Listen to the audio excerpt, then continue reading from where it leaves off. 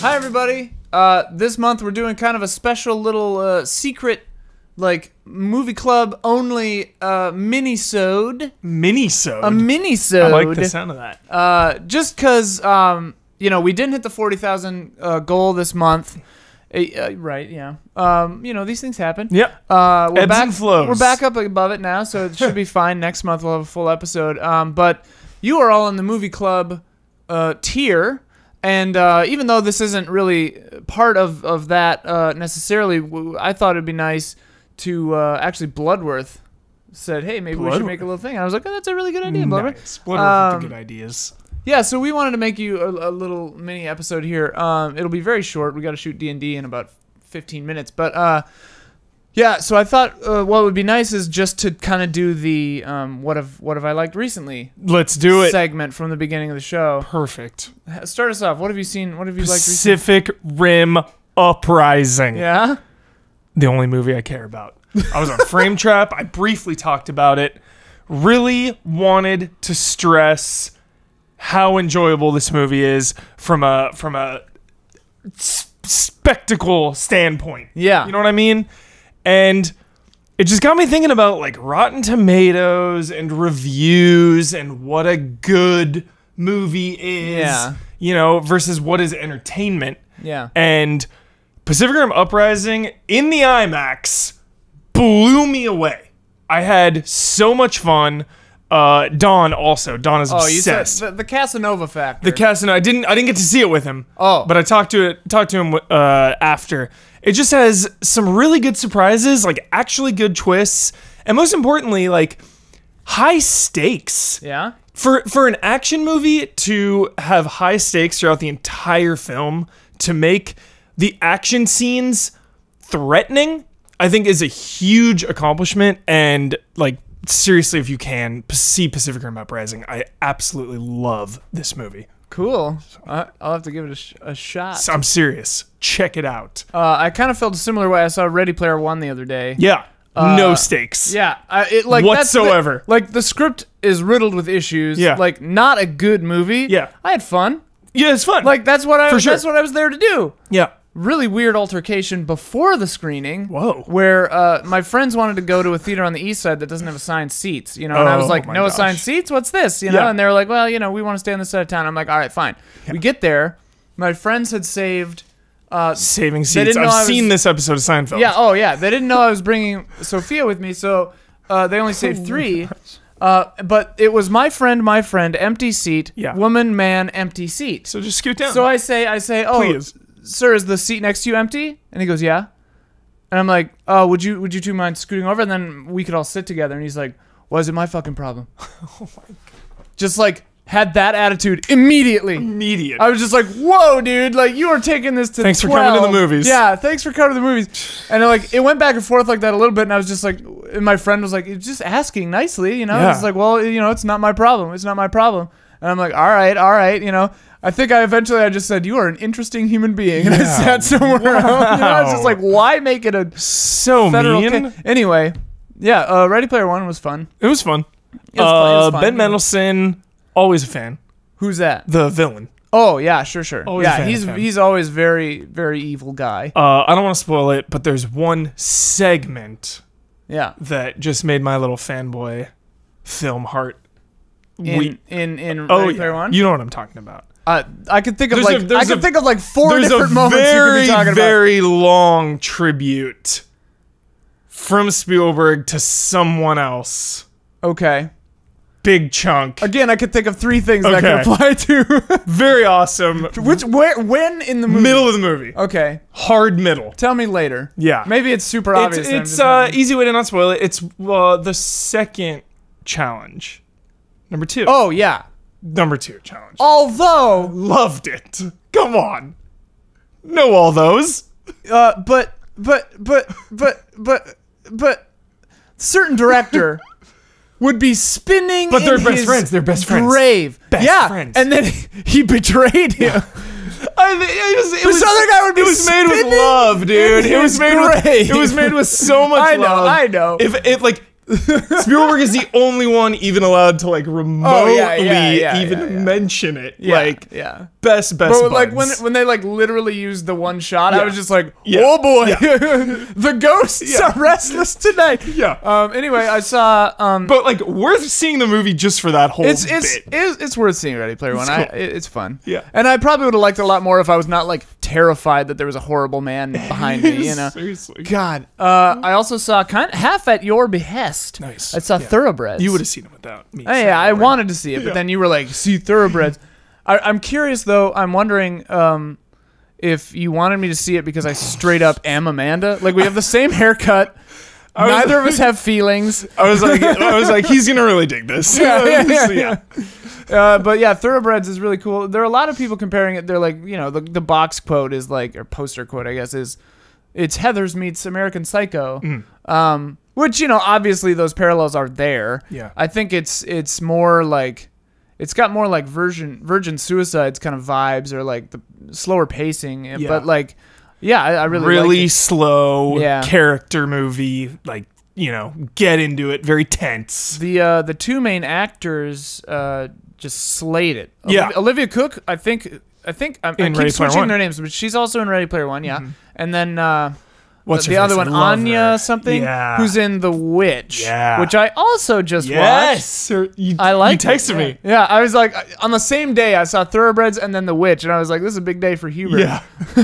Did you like The Witch? liked- I haven't heard if you liked it or not. I liked it. Yeah, I like, it's one of those situations where like it's been so hyped. Yeah. True, that watching it, I was like, okay, yeah, it was really good. Yeah. That's good that even they liked it. Yeah. Really love the end. Oh yeah. Really brought it to the next Just level. goes for like, me. yeah, where it's just like, okay, yeah, sure. Yeah. I like those movies. Minor Witch spoilers and minor 10 Cloverfield Lane spoilers incoming. I'll put my hands up. If you're listening in audio, I don't think I'll put this up audio. Well, whatever. I really like movies where it's just like where the twist is just like, oh, it's all true. Yeah. Everything's real. Yeah. Like, You were right. the dude is crazy. Yeah. There are aliens, witches, the devil, God probably exists. Like, What's it's all the goat? like, yeah, The goat? the goat, Henry the Goat or whatever the name is. Black Phillip. I Black think. Phillip the Goat. Anyway, spoilers over. Freaks me out. But yeah, I like that kind of stuff. Anyway, Yeah. I said 3. Is there anything else you want to talk about? There was before one we wrap last this one up? that I saw 2 days ago, this weekend. Ah. A Quiet Place. Oh my. Really, really good. Didn't scare me though. That's all right. Wasn't really scared. Okay. But I absolutely love this movie. Definitely see it in the movie theater. Oh. Because just like the name implies, a quiet place, very quiet movie. Yeah, if yeah. they hear you, they hunt you is the tagline. Uh-huh. So we had a pretty full theater, and like complete opposite of Psycho not moving down in the row. Yeah. Like the most respectful. It's always horror movies too. The best crowds. Oh, yeah. The most respectful, good vibes crowd I've been to in so long. Like no one said a word. You could just hear a pin drop. Yeah. Like dude was eating popcorn in the beginning, and it was like so loud crunching, and you just hear like this like crunch. And then he's like, And then he just like set it on the ground. just like it's not worth it. it's not this kind of movie. So, That's very funny to me. yeah, just a very, very tense movie theater movie. Does it have a lot of jump scares in it? I imagine There are a few jump scares for sure. Because I mean, Yeah.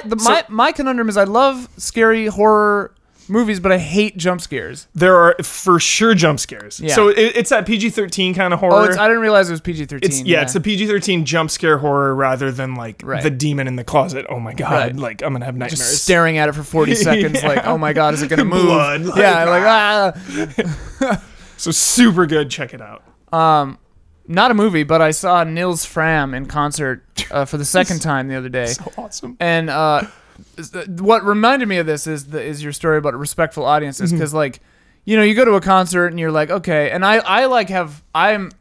as my mother used to say, I'm a non-screener. I can't like ignore things. Me too. I'm noticing everything. Me too. So like, but very respectful crowd at a Nils Fram show. Excellent. Getting in the zone. And Brad Pitt was sitting right behind us. That's so it weird. Blew my mind. Was he with Jennifer Aniston? No. Okay. He was with a retinue of others, but I didn't recognize any of them. That would have been some I mean, I didn't like look. Like, hey, Brad. There was like an electricity in the Act crowd. like you know the guy. Yeah. Buongiorno. Gorlami. Anyway, so that was wild. A major sighting there. And like, I'm not usually, I don't really get, right. Brad Pitt is worth mentioning. I don't get like starstruck, you know, really, but like. It's Brad Pitt. Brad Pitt. It's like, he's Brad Pitt. That's like eternal celebrity bingo or whatever. Yeah. You're just like, well, got that one. Like, not much bigger. Anyways, but yeah, movies are great. Oh, did you watch the season 2 premiere of Legion? Taped it. Taped it. I have it on taped. VHS. On VHS. But I do know a spoiler about some like dance. Yeah, but yeah, I mean, I heard it's the greatest. It's Legion. You like can't spoil it. Yeah, I've seen it and I couldn't really, Yeah, that's the thing, Ian. It's like we're in 2018 now, and like there's so much. I'm like nervous to start Legion because it's like so many questions. It's like, did you watch season 1? I would love season 1. Okay, yeah. But again, it's like dragging it out for mystery's sake, to keep the mystery up.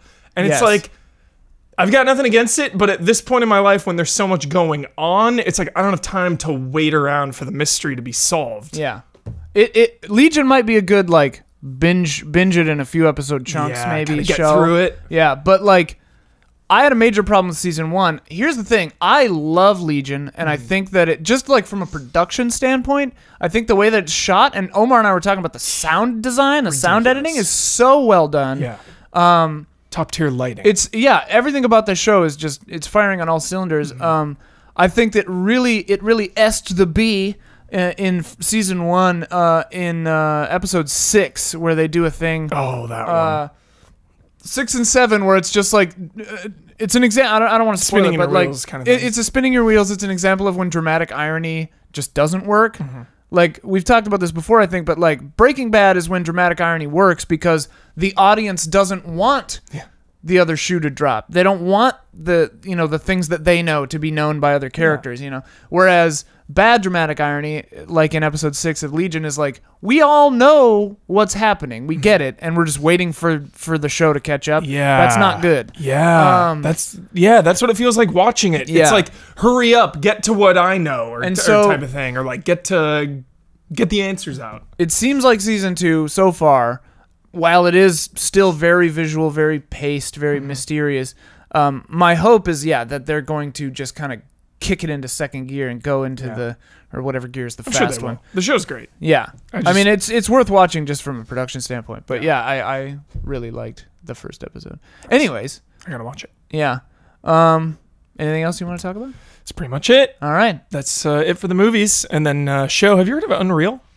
I've seen the billboard. Dude, watch it. Yeah, really? I'm serious, Ian. I'm serious. Watch this show. The billboard is a little, I swear to you, like logo confusing because it says Lady Boss and Ladies crossed out, and then it says Unreal, and then it has like a hashtag, and then it has like a thing. And I wasn't sure what the name of the show was. Yeah, Unreal. Because of the way it was laid out. Okay, so Unreal. they work on The Bachelor, basically. Okay. So the show is like they're making The Bachelor. Okay.